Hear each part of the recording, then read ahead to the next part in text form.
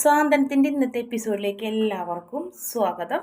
അങ്ങനെ നമ്മുടെ കൃഷ്ണമംഗലമാണ് ആദ്യം കാണിക്കുന്നത്. കൃഷ്ണമംഗലത്ത് നന്ദിത ഒരു തൂണും ചാരി നിന്ന് ആരും കാണാണ്ട് ദേവമംഗലത്തേക്ക് ഇങ്ങനെ നോക്കി നിൽക്കുന്നുണ്ട്. കണ്ണൊക്കെ നിറഞ്ഞ് മോളെ കാണാനുള്ള തത്രപ്പാടുണ്ട് മനസ്സിലാവുന്നുണ്ട്. മിത്രനെ പുറത്തൊന്നും കാണുന്നില്ല. ആ സമയത്ത് രാജശ്രീ പിന്നാലെ വന്നിട്ട് ചോദിക്കും, മിത്രനെ നോക്കുമായിരിക്കുമല്ലേ എന്ന് ചോദിക്കും. കർട്ടൻ്റെ ഇടയിൽ കൂടെ വാതിലിൻ്റെ മറയിലൂടെയൊക്കെ മോളെ നോക്കുന്ന കാര്യം ഞാൻ കാണുന്നുണ്ട്. അത് വേണ്ട, കാരണം അതത്ര നല്ലതല്ല. ചേച്ചിക്കറിയോ, ചേച്ചി വിഷമിക്കാൻ വേണ്ടി പറയണതല്ല. ചേച്ചിനേക്കാൾ കൂടുതൽ ഞാൻ അവളെ സ്നേഹിച്ചിട്ടുണ്ട്. ചെറിയമ്മയായിട്ടല്ല, സ്വന്തം മോളായിട്ട് ഞാൻ അവളെ സ്നേഹിച്ചിട്ട് അവൾ ചെയ്തതോ, ഞാൻ ആ സ്വർണ്ണവും പണമൊക്കെ അവളുടെ മുറി കൊണ്ടുവച്ചപ്പോൾ പോലും അവൾ എന്തൊരു അഭിനയമായിരുന്നു. നമ്മളെ കെട്ടിപ്പിടിച്ച് കരയിലും മറ്റുള്ള കാര്യങ്ങളും ഇതൊക്കെ അവൾ നേരത്തെ കാലേ കൂട്ടി തീരുമാനിച്ചിട്ടുള്ള കാര്യങ്ങളാണ്. അതുകൊണ്ടാണ് അവൾ അങ്ങനെ അവൾക്കൊരു കുറ്റബോധം തോന്നിയതൊക്കെ എന്ന് പറയുന്നുണ്ട്. എന്നാൽ ആ സ്നേഹിച്ച് കല്യാണം കഴിക്കുന്നത് സാധാരണയില്ലേ എന്നൊക്കെ ചോദിക്കും. പക്ഷെ സ്നേഹിച്ച് കല്യാണം കഴിക്കുന്നത് സാധാരണ, പക്ഷെ പൊന്നും പണവും വാരിക്കൊണ്ട് കാമുകൻ്റെ കൂടെ ഇറങ്ങിപ്പോകുന്നത് ലോകത്ത് ആദ്യത്തെ പരിപാടി എന്ന് പറഞ്ഞപ്പോൾ അത് കേട്ടുകൊണ്ടായിരിക്കും നമ്മുടെ അച്ഛൻ ഓടി വരുന്നത്. നന്ദിതരെ എത്തിക്കല്ല, രാജശ്രീ എന്ന് പറഞ്ഞ് വിളിച്ചു വരും. നീ എന്തൊക്കെയാണ് നീ പറയുന്നത്? അവൾക്ക് നോക്കാനുള്ള അവകാശമില്ല, അവൾ പെറ്റ വയറാണ്, അവൾക്ക് അതിന് വിഷമം ഉണ്ടാവും. നിനക്കത് പറഞ്ഞാൽ മനസ്സിലാവില്ല. പിന്നെ നിങ്ങൾ രണ്ടുപേരും കൂടി ഒരു കാര്യം ഓർത്തോ, ഞാൻ ഹാപ്പി എന്ന് പറയും. അപ്പം ആ അമ്മ എന്തീ പറയണത് നോക്കി നന്ദിത ആകെ ഞെട്ടിയേക്കുന്നുണ്ട്. അതേ, അന്യൻ്റെ കൂടെ ഒന്നല്ല അവൾ പോയിട്ടുള്ളത്, അവളുടെ മുറച്ചെറുക്കൻ്റെ കൂടെ. ഇനി അവൾ നല്ല സന്തോഷത്തോടെ തന്നെ അവളെ കഴിഞ്ഞേക്ക് നല്ല ഉറപ്പുണ്ടെന്ന് പറയും. ആ സമയത്ത് നമ്മുടെ ധർമ്മം കയറി വരും. എന്താ ഇവിടെ ഒരു ചർച്ച എന്ന് പറയും. എല്ലാം മോനെ, എല്ലാവരും കൂടി ദേവമംഗലത്താരെല്ലാവരും കൂടെ പുറത്തേക്ക് പോകണ്ടായിരുന്നല്ല, എവിടേക്കാണ് പോയെന്ന് വെച്ചാൽ പറഞ്ഞാ അതൊക്കെ ഒരു കഥയാണ് അമ്മയെന്ന് പറയും. എന്താ നീ ഇങ്ങോട്ട് വായോ എന്ന് പറഞ്ഞ് അകത്തേക്ക് വിളിച്ചിട്ട് പോകുന്നുണ്ട്. കൂടെ ചേട്ടത്തിമാരും വരുന്നുണ്ട്. എന്താ പറ്റിയത്, എവിടേക്കാണ് പോയെന്നൊക്കെ ചോദിക്കും. ആനന്ദിന് വേണ്ടിയൊരു വിവാഹാലോചന അമ്മ മീനാക്ഷിയുടെ പരിചയക്കാരായിരുന്നു. എല്ലാ അർത്ഥത്തിലും നല്ല രീതിയിൽ കല്യാണം തീരുമാനിച്ച് നല്ല സന്തോഷത്തോടുണ്ടെന്നപ്പോൾ ഈ നാട്ടുകാരിൽ ആരോ ഒരാൾ വിളിച്ച് മോശമായി സംസാരിച്ച് ആ വിവാഹം മുടങ്ങിയെന്ന് പറയും. അപ്പോൾ അച്ചമ്മയ്ക്ക് അത് വിഷമാവും, നന്ദിതയ്ക്കും.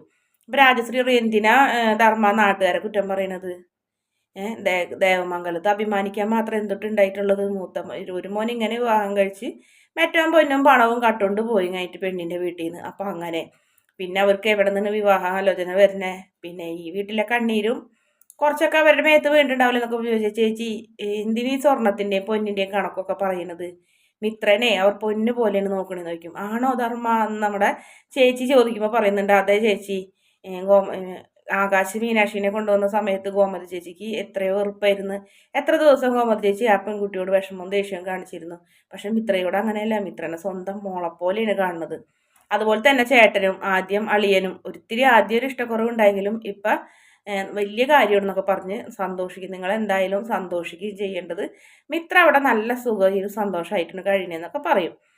പിന്നെ കാണിക്കുന്നത് മിത്രനെ ആര്യനെയും തന്നെയാണ്. മിത്ര ആര്യനോട് പറയുന്നുണ്ട്, നമ്മൾ ഈ വീട്ടിൽ എന്തെങ്കിലും ചിലവിനൊക്കെ കൊടുക്കണം എന്ന് പറഞ്ഞപ്പോൾ ആ കൊടുത്തോളോ, ഞാൻ എൻ്റെ എവിടെ നിന്നാണ്? അതേ പഠിക്കുന്ന ആൾക്കാർ കയറി കല്യാണം കഴിച്ചിട്ടുണ്ടെങ്കിലേ ചിലവൊന്നും കൊടുക്കാൻ പറ്റൂല. ഒരു കാര്യം അത് ഇവിടുത്തെ ചിലവൊക്കെ ഗോപതി സ്റ്റോഴ്സിൽ നിന്ന് നടന്നു പോക്കോളും. നീ ആവശ്യമില്ലാത്ത കാര്യങ്ങൾ ചിന്തിക്കേണ്ടെന്ന് പറഞ്ഞ് ആര്യൻ മിത്രയോട് ദേഷ്യപ്പെടുന്നൊക്കെ ഉണ്ട്. പിന്നെ കാണിക്കുന്നത് ബാലനെ. ബാലൻ രാത്രിയായി. ബാലൻ ഇങ്ങനെ ഗോമതിയോട് പറയുന്നുണ്ട്, ഞാൻ പറഞ്ഞതല്ലേ ഗോമതി, ഞാൻ വരുന്നില്ല എന്ന്. ഇതെൻ്റെ കാലക്കേട് കൊണ്ട് സംഭവിച്ചതാണ്, അതുകൊണ്ടാണ് ഞാൻ നിങ്ങളോട് 100 വട്ടം പറഞ്ഞത് ഞാനില്ല, നിങ്ങൾ പോയിട്ട് ഉറപ്പിച്ച് വന്നാൽ മതി എന്ന് പറഞ്ഞപ്പോൾ ബാലേട്ടൻ എന്ത് വർത്താനാണ് ഈ പറയുന്നത്? അങ്ങനെയൊന്നും പറയണ്ട. ഇത് നമുക്ക് ആനന്ദിൻ്റെ ജാതകം ഒരു ജോലിസിനെയും കൂടെ കൊണ്ടുപോയി കാണിച്ചാലോ എന്ന് ചോദിക്കുമ്പോൾ വേണ്ട, അതിൻ്റെ ആവശ്യമില്ല, ഇത് എൻ്റെ ദോഷം തന്നെയാണെന്നൊക്കെ പറയും. പെട്ടെന്നായിരിക്കും ആകാശിൻ്റെ മുറിയിൽ നിന്ന് ഇങ്ങനെ ഭയങ്കരമായിട്ടുള്ള സംസാരം പുറത്തേക്ക് കേൾക്കുന്നത്. നിൻ്റെ ഒരു ചേച്ചി, നീ നാളെ ആ ചേച്ചിയോട് ചെന്നങ്ങായിട്ട് ചെയ്തത് ശരിയായിട്ടില്ല എന്ന് പറഞ്ഞങ്ങായിട്ട് ദേഷ്യപ്പെടണം. അത് തെറ്റ് തന്നെയാണ് പറയുന്നവരപ്പോൾ ഒന്നും മിണ്ടാണ്ട് ആകാശ, അതിൻ്റെ ആവശ്യമൊന്നുമില്ല. വീണ ചേച്ചി പറഞ്ഞില്ലേ മാപ്പ് അപ്പം തന്നെ. പിന്നെ ആകാശ് പറയണ പോലെ ഒന്നും ഞാനിതിലൊരു തെറ്റും ചെയ്തിട്ടില്ല എന്ന് ആനന്ദേട്ടന് മനസ്സിലായി. ഇനിയിപ്പം നിങ്ങൾക്ക് അങ്ങനെ സംശയം ഉണ്ടെങ്കിൽ ആനന്ദേട്ടനെ വിളിക്കും, ഞാൻ പറയാം. രണ്ടുപേരും ഭയങ്കര സംസാരം പുറത്തേക്ക്. ബാലനും ഗോമതിയും വന്ന് വാതിൽമ മുട്ടുന്നുണ്ട്. കുറേ മുട്ടുമ്പോൾ അവർ വാതിൽ തുറക്കും. എന്തേ വരുന്ന അച്ഛാന്ന് പറഞ്ഞിട്ട് വാതിൽ തുറക്കുന്നുണ്ട്. എന്താ ഇവിടെ ഈ വീട്ടിൽ ഒരുപാട് പേര് താമസിക്കുന്നുണ്ട്, അതിലൊരു മുറിയിൽ നിന്ന് മാത്രം ഒച്ചയും ബഹളവും കേൾക്കുമ്പോൾ ആരായാലും ചോദിക്കും. എനിക്ക് നിങ്ങളുടെ കാര്യത്തിൽ നിങ്ങളുടെ ജീവിതത്തിൽ ഇടപെടാനും ചോദ്യം ചെയ്യാനും എനിക്ക് അവകാശമില്ല. കാരണം നിങ്ങൾ രണ്ടുപേരും പരസ്പരം സ്നേഹിച്ച് വിവാഹം കഴിച്ച ആൾക്കാരാണ്. അതുകൊണ്ട് നിങ്ങളുടെ കാര്യങ്ങൾ നിങ്ങൾ തന്നെയാണ് തീരുമാനിക്കുന്നതും മറ്റുള്ളതും. പക്ഷേ എന്താ കാര്യം എന്നറിയണമെന്ന് പറഞ്ഞപ്പോൾ അതൊന്നല്ല അച്ഛാ എന്ന് പറഞ്ഞു. മീനാക്ഷി പറയും ഒന്നുമല്ലാന്ന്. അപ്പം പറയാം അച്ഛാ അതല്ല ആനന്ദേട്ടൻ്റെ കാര്യത്തിൽ ഞാനും ഇവളും തമ്മിൽ ഒന്നും രണ്ടും പറഞ്ഞതെന്ന് 100 വട്ടം ഞാൻ ഇവളോട് രാവിലെ ചോദിച്ചതെന്ന് എല്ലാ കാര്യങ്ങളും പറഞ്ഞ് സമ്മതമായിട്ടല്ലേ പോണേന്ന്. എന്നിട്ട് അവൾക്ക് ആ വീണ ചേച്ചി പറയണാണ് വാക്യം എന്നൊക്കെ പറഞ്ഞ് ദേഷ്യപ്പെടുന്നു വീണ്ടും ആകാശ്. പറയുന്നുണ്ട് ഇതാണ് പറഞ്ഞത്, സ്നേഹിച്ച് വിവാഹം കഴിച്ചിട്ടുണ്ടെങ്കിൽ മറ്റുള്ളവരൊക്കെ ഇടപെടാൻ പറ്റില്ല, നിങ്ങൾ തന്നെ തീരുമാനിച്ച നിങ്ങളുടെ പ്രശ്നം നിങ്ങൾ തന്നെ അവസാനിപ്പിക്കണം എന്നൊക്കെ പറയും. പിന്നെ അപ്പം അല്ല ആനന്ദിന് പെട്ടെന്ന് ഷോക്കാവുന്നുണ്ട്. ആനന്ദ് പറയുന്നുണ്ട് ആകാശെ മീനാക്ഷിനെ കുറ്റം പറയരുത്, ഇതിൽ നീ മീനാക്ഷിനെ കുറ്റപ്പെടുത്തരുതായിരുന്നു. കാരണം മീനാക്ഷിക്ക് ഇതിലൊരു പങ്കുമില്ല. എൻ്റെ നല്ലതിന് വിചാരിച്ചിട്ടല്ലേ മീനാക്ഷി ഈ ബന്ധത്തിന് മുന്നിട്ടിറങ്ങിയത്. മീനാക്ഷി ആത്മാർത്ഥതയോടുകൂടി തന്നെയാണ് ചെയ്തത്. അതെനിക്ക് മനസ്സിലായിട്ടുണ്ട്, അതിൽ വിഷമം വിചാരിക്കരുത് എന്നൊക്കെ പറഞ്ഞ് നമ്മുടെ ആനന്ദ് മാപ്പൊക്കെ പറഞ്ഞ് ഞാൻ കാരണമാണ് ഈ വീട്ടിലെല്ലാവരും വഴക്കുണ്ടാക്കണേന്നൊക്കെ പറഞ്ഞ് മാപ്പ് പറയുന്നുണ്ട്.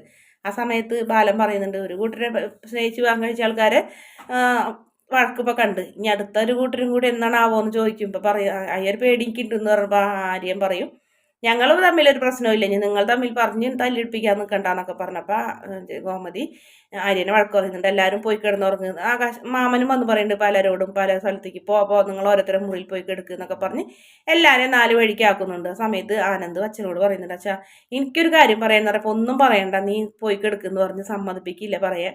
പിന്നീട് ഗോമതി മുറിയിൽ ചെന്ന് കഴിഞ്ഞിട്ട് ബാലൻ്റെ ആയിട്ട് സംസാരിക്കുമ്പോൾ ബാലൻ പറയുന്നത് കണ്ട് എനിക്ക് നല്ല ടെൻഷനായി. ഇത്രയും നാൾ നല്ല ജീവിതമായിരുന്നവർ ആകാശിൻ്റെ പക്വതയില്ലായ്മ മീനാക്ഷിയുടെ പക്വത കൂടുതലും കൂടിയായപ്പോൾ ഈ വീട്ടിൽ നല്ല രീതിയിൽ ജീവിച്ച് പോകുമായിരുന്നു. അവർ നല്ല സന്തോഷത്തോടെ ജീവിച്ചപ്പോൾ ആദ്യം എനിക്ക് അവരോടൊരു ഇഷ്ടക്കുറവുണ്ടായെങ്കിലും അവർ നല്ല രീതിയിൽ സന്തോഷത്തോടെ ജീവിക്കുന്നത് കണ്ടപ്പോൾ എനിക്ക് ഒരുപാട് സന്തോഷമായത് ഗോമതി. ഇപ്പം കണ്ടില്ലേ അപ്പോൾ അതൊക്കെ നമുക്ക് നാളെ സംസാരിച്ച് തീർക്കാൻ പാരാട്ടാ. പിന്നെ ഭാര്യയും ഭർത്താവും ആകുമ്പോൾ എന്തെങ്കിലും ചെറിയ പ്രശ്നങ്ങളൊക്കെ ഉണ്ടാവില്ലേ, അതേക്കുറിച്ചൊന്നും പറയൊന്നും വേണ്ട, എല്ലാ വീട്ടിലും ഉണ്ടാവും ഇതേപോലെ എന്നൊക്കെ പറഞ്ഞ് ബാലനെ സമാധാനിപ്പിക്കുന്നുണ്ട്. പിന്നെ വീണ്ടും കാണിക്കുന്നത്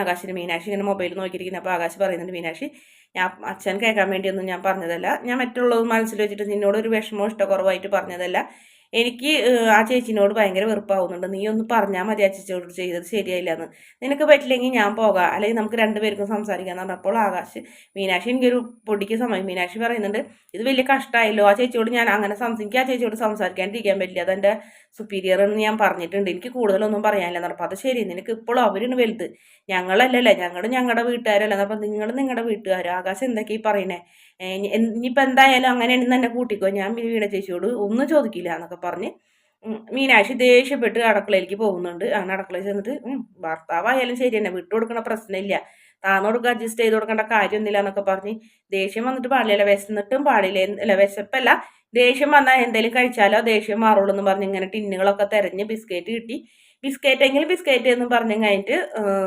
തപ്പിണ്. ആ സമയത്ത് മറ്റു 2 കൂട്ടരും കൂടെ വഴക്കുണ്ടാക്കാൻ തുടങ്ങിയിട്ടുണ്ട്. അടുത്തത് ദൈവത്തെ ഓർത്ത് ഇതിൻ്റെ പേരിൽ എന്നെ കുറ്റപ്പെടുത്തല്ല ആര്യാന്ന് മിത്ര പറയുമ്പോൾ അല്ല എൻ്റെ തെറ്റെന്ന് പറയാം. അത് ചിലപ്പോൾ ശരിയായിരിക്കുന്നു മിത്ര പറഞ്ഞു പയ്യടി ഞാൻ അതൊന്ന് വെറുതെ പറഞ്ഞതാണ്, നീ എൻ്റെ തലയിൽ കയറണ്ട, നിന്നെ കല്യാണം കഴിച്ചുകൊണ്ടെന്നതോടുകൂടിയാണ് ഈ വീട്ടിൽ ഇത്രയ്ക്കും പ്രശ്നങ്ങളായെന്ന് പറഞ്ഞ് അവർ തുടങ്ങി അടുത്ത റൂമിൽ. ആ സമയത്ത് ഗോമതി അടുക്കളയിലേക്ക് കയറിയിട്ടുണ്ട്. മീനു നീ എന്ത് ഈ നേരത്തെ ഇവിടെ എന്ന് ചോദിക്കും. അതോ എന്നും പറഞ്ഞിട്ട് ആ ബിസ്ക്കറ്റ് എടുത്തും കഴിഞ്ഞിട്ട് നമ്മുടെ ഗോമതിനെ നേരെ നീട്ടുന്നുണ്ട്. ഗോമതി ഇങ്ങനെ ആ ബിസ്ക്കറ്റ് മേടിച്ചിട്ട് എന്തെന്നൊന്നും മനസ്സിലാവാത്ത അർത്ഥത്തിൽ ഇങ്ങനെ നമ്മുടെ മീനാക്ഷിയെ നോക്കുന്നുണ്ട്. മീനാക്ഷി എനിക്ക് ഒരു ബിസ്ക്കറ്റ് ഇങ്ങനെ കടിച്ച് തിന്ന് ആകാശനോടുള്ള ദേഷ്യം മുഴുവൻ ആ ബിസ്ക്കറ്റിൽ തീർക്കുന്നുണ്ട്. മീനാക്ഷിയുടെ പ്രവൃത്തി കണ്ടിട്ട് ഇങ്ങനെ അന്തം വിട്ട് നിൽക്കുന്ന ഗോമതിയെ കാണിച്ചുകൊണ്ടാണ് ഇന്നത്തെ എപ്പിസോഡിൻ്റെ അവസാന ഭാഗം. വീഡിയോ ഇഷ്ടപ്പെടുകയാണെങ്കിൽ ചാനൽ ഒന്ന് സബ്സ്ക്രൈബ് ചെയ്ത് സപ്പോർട്ട് ചെയ്യണേ.